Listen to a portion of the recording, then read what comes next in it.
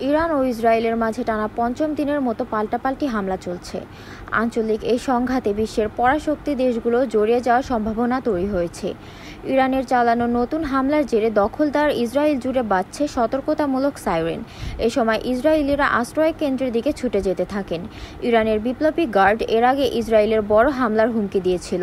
তবে মঙ্গলবার বাংলাদেশ সময় সকাল 6:45টার দিকে যে হামলা চালায় সেটি কত বড় সেটি তাৎক্ষণিকভাবে নিশ্চিত হওয়া যায়নি। টাইমস অফ ইসরায়েল জানিয়েছেন, তেল আবিব, মধ্য ইসরায়েল, আশদ এবং আশকেলনেও সতর্কতামূলক সাইরেন বেজে ওঠে। নাগরিকদের ইসরায়েল ছাড়ার নির্দেশ চীনা দূতাবাসের। এদিকে হোয়াইট হাউসের সিচুয়েশন রুমে আকম্বিক নিজের জাতীয় নিরাপত্তা দলের সদস্যদের নিয়ে বৈঠক ডেকেছেন যুক্তরাষ্ট্রের প্রেসিডেন্ট ডোনাল্ড ট্রাম্প।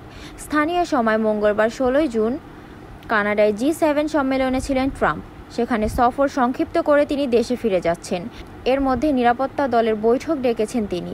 এর আগে ট্রাম্প ইরানের রাজধানী তেহরান থেকে সব বাসিন্দাকে চলে যেতে বলেন। তার এমন বিবৃতি ও নিরাপত্তা দলের বৈঠক ডাকার মাধ্যমে শঙ্কা তৈরি হয়েছে যুক্তরাষ্ট্র ইরান ও দখলদার ইসরায়েলের যুদ্ধে জড়িত হতে পারে। তবে যুক্তরাষ্ট্র যেন এই যুদ্ধে জড়িত না হয় সেজন্য ইতোমধ্যে 8 জন সিনেটর ভেটো দিয়েছে।